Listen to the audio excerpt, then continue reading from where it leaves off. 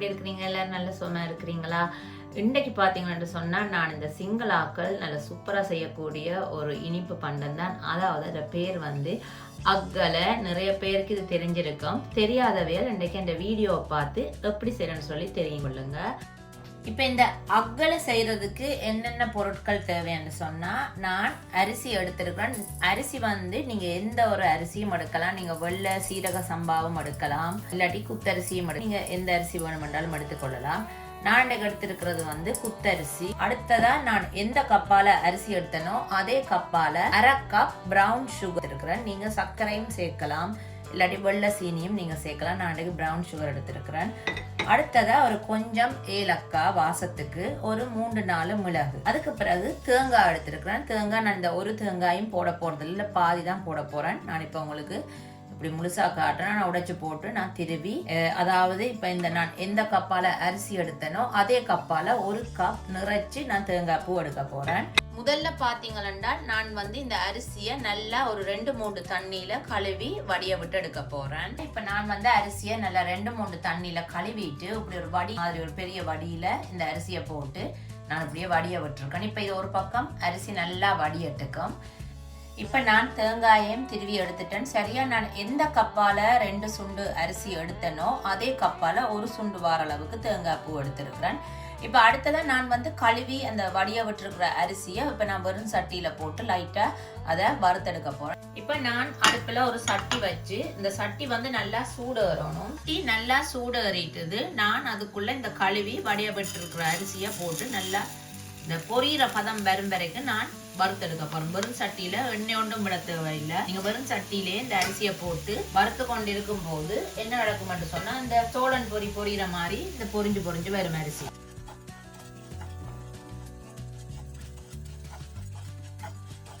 இப்ப இந்த அரிசி வந்து பாருங்க லைட்டா இந்த பொரிய தொடங்கி கொண்டு வருது. இந்த உங்களுக்கு சத்தம் கேட்கும் பாருங்க. இது வந்து அரிசி ஒவ்வொன்றுமா இந்த லைட்டா பொரிய தொடங்குது.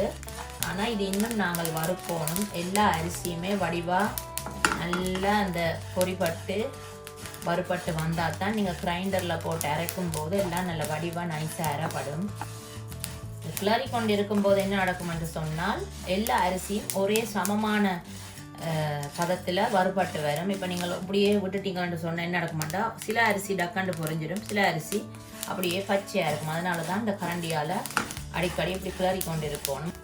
இப்போ பாருங்க இந்த அரிசி வந்து நல்ல பதமாக வறுபட்டு வந்துட்டுது. பாருங்க இன்னொரு அழகா இருக்கு. இந்த அரிசி வந்து பாருங்க பொரிப்பட்டு வந்திருக்கு.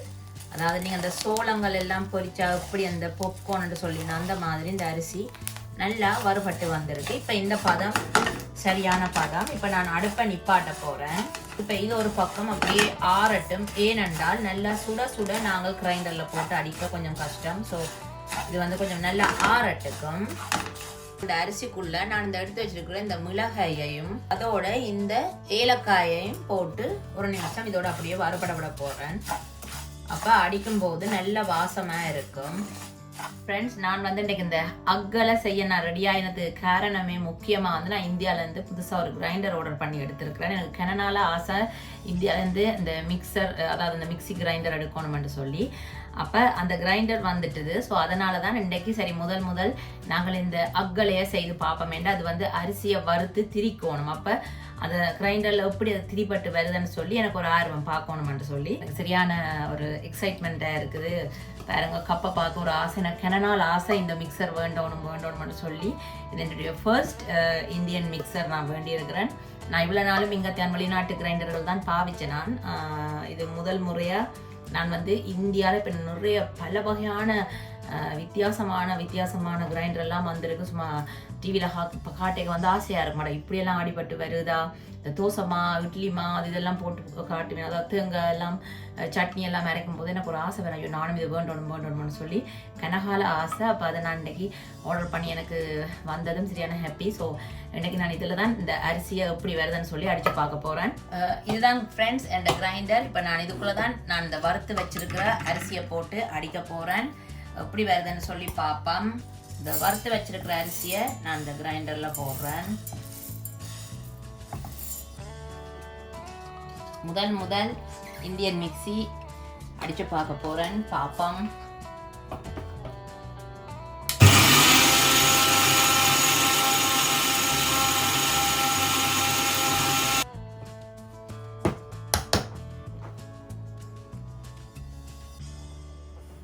இப்போ நான் இந்த கிரைண்டர்ல போட்டு முதலாவது தரம் என் லைஃப்ல அடிச்சிருக்கிறேன். பாப்போம். வாவ், பாருங்க எவ்வளவு சூப்பரா வந்திருக்குது.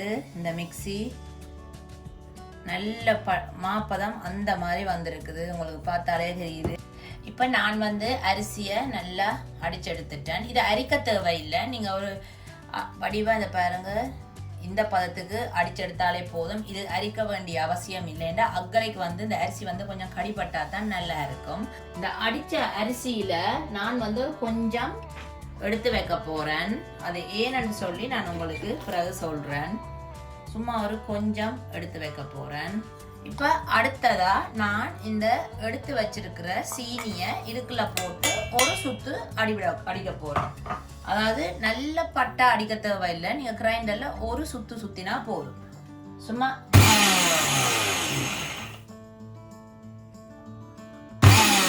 ஓகே, இவ்வளவுதான்.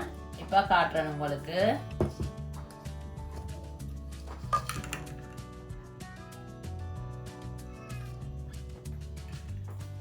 பாருங்க, ஒரு சுத்து ஒரு 1லேருந்து 2க்குள்ள, அதாவது கொஞ்சம் அடிபட்டும் அடிபடாத படத்துக்கும் நீங்க எடுக்கணும். இப்ப இதையும் இந்த அடிச்ச சீனியையும் இதுக்குள்ள போடுறேன்.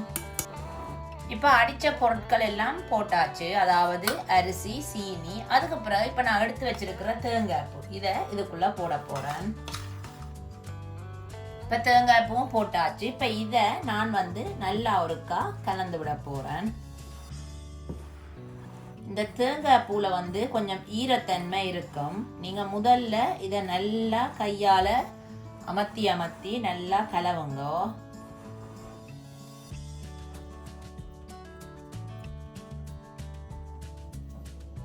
இப்ப நான் கையால நல்லா கலந்து விட்டுட்டேன். இப்ப நான் வந்து இது கொஞ்சம் பிடிக்கிற பதத்துக்கு இருக்கணும். அப்ப என்ன செய்ய போறேன்னு சொன்னா, கொஞ்சம் ஈரத்தன்மை பத்தாட்டி நீங்கள் கொஞ்சம் இதுக்குள்ள லைட்டா சுடுதண்ணி தெளிச்சு இதை இன்னொருக்கா குழைக்கணும். இப்ப நான் வந்து இதுக்குள்ள ஒரு கொஞ்சம் சுடுதண்ணி, கொஞ்சம் சூடா இருக்குது, கொஞ்சம் கொஞ்சமா இப்ப தெளிச்சு இதை நிறைய ஒரே அடியா ஊத்தக்கூடாது. கொஞ்சம் ஈரத்தன்மை பத்தாட்டி நீங்க இதை அப்படி சுடுதண்ணி கொஞ்சம் விட்டு இதை நல்லா அந்த பிடிக்கிற பதத்துக்கு எடுத்துட்டா சரி. ஒரே அடிக்கு விட்டுட்டோம்னு சொன்னா ஆக தண்ணி ஆயிடும். அப்ப அந்த அக்களை சாப்பிடும் போது கொஞ்சம் களித்தன்மை மாதிரி இருக்கும். கொஞ்சம் இது மொறுமொரண்டும் இருக்கணும் நாங்கள் கடிக்கும் போது.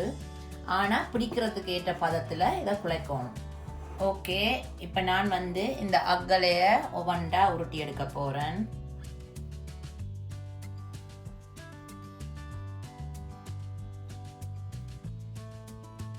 பாருங்க, அக்களை ரெடி ஆயிட்டு. இப்ப இதே மாதிரி நான் எல்லா அக்களையிலையும் உருட்டி போட்டு நான் உங்களுக்கு காட்டுறேன்.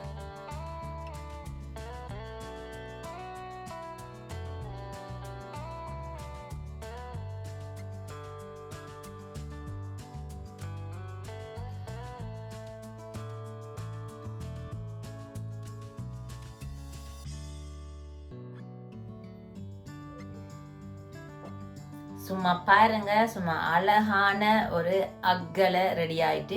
நிறைய பேருக்கு இந்த அக்கலைன்னு சொன்னா என்னன்னு யோசிப்பீங்க. ஒண்ணுமே இல்லை. நிறைய பேர் வந்து இது வந்து ஸ்ரீலங்கால வந்து சிங்களாக்கள் தான் இது கூட செய்யறவையல். ஆனா இப்ப வந்து இந்தியாலயும் செய்யின அரிசியை வறுத்து திரிச்சு ஒவ்வொரு விதமான லட்டு, அரிசி லட்டு அப்படின்னு சொல்லி செய்யணும். ஆனா இதுல உண்மையான நிஜமான ஒரிஜினாலிட்டி வந்து சிங்களாக்கள் தான். இது வந்து கொழும்புல வந்து அக்கலை என்று சொல்லி செய்து சாப்பிட்றவையல். அவை வந்து இந்த ஈவினிங் டைம்ல, அதாவது பின்னேற நேரங்கள்ல நல்ல பிளேன் டீயை ஊற்றி அதோட இது சாப்பிடுவேன். இன்னைக்கு நான் உங்களுக்கு செய்து காட்டின இந்த அக்கலை வந்து நாங்கள் கொழும்புக்கு போனா நார்மலா அந்த பின்னேற நேரங்கள்ல ஒரு மணி அடிச்சு கொண்டு சைக்கிள் ஒரு ஆள் கொண்டு வருவார், இல்லாட்டி வேன்லேயும் வரும். அந்த கேவும் அக்கலை அந்த இலப்பைன்னு சொல்லி சிங்களாக்கள் ஒவ்வொரு வித்தியாசமான சாப்பாடுகள் வரும். நல்ல டேஸ்டா இருக்கும். ஆனா ஹெல்த்தியாயும் இருக்கும். உடம்புக்கு வந்து அவ்வளவு ஒரு சத்தான சாப்பாடா இருக்கும். இப்ப நிறைய அரிசிகள் இருக்கு. நல்ல நல்ல டார்க் நிறமான அரிசி எல்லாம் செய்தீங்கன்னு சொன்னால் வந்து இந்த பர்பிள் ரைஸ், இப்படி ஒவ்வொரு ரைஸ்கள் இருக்கு. ஸோ அதில் நீங்கள் செய்தீங்கன்னு சொன்னால் நல்ல இன்னும் கருப்பா வரும். நாங்கள் எடுக்கிற அரிசியை பொறுத்து தான் இந்த அக்கலைன்ற நிறம். அடுத்தது வந்து நீங்க நல்ல கருப்பு சக்கரை போட்டீங்கன்னு சொன்னாலும் இதோட நிறம் மாறும். நீங்களும் கட்டாயம் இந்த அக்கலையை வந்து வீட்டுல ட்ரை பண்ணி பாருங்க, செய்து பாருங்க. நல்ல சூப்பரா டேஸ்டா இருக்கும். சின்ன பிள்ளைகள் விரும்பி சாப்பிடுவின. நல்ல ஈஸியான ஒரு வேலையும் தான். கொஞ்சம் வறுத்து திரிக்கிறதே ஒழிய மற்றபடி இது ஈஸியான ஒரு வேலை தான். இன்னைக்கு நான் செய்து காட்டின இந்த அக்கலையை இப்ப எனக்கு பொறுமை இல்லை, நான் இப்போ ஒரு துண்டு சாப்பிட்டு பார்க்க போறேன்.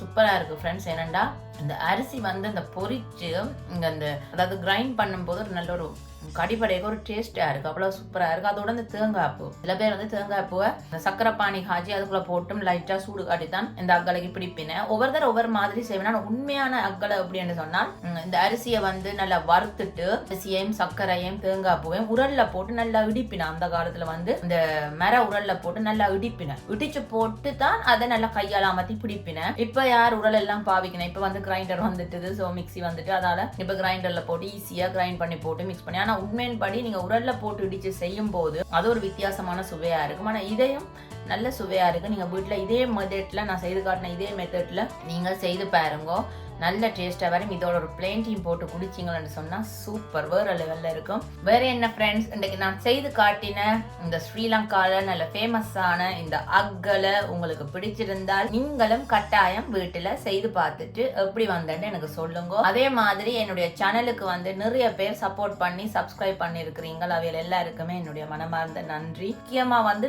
லைக் பண்ணுங்க, அதுதான் எனக்கு ரொம்ப முக்கியம். லைக் பண்ணாதான் இன்னும் நிறைய பேர் இந்த வீடியோக்களை பார்ப்பேன். வேற என்ன ஃப்ரெண்ட்ஸ், இதே மாதிரி நான் வித்தியாசமான இன்னொரு வீடியோல நான் உங்களை சந்திக்கிறேன். அது வரைக்கும் பாய்.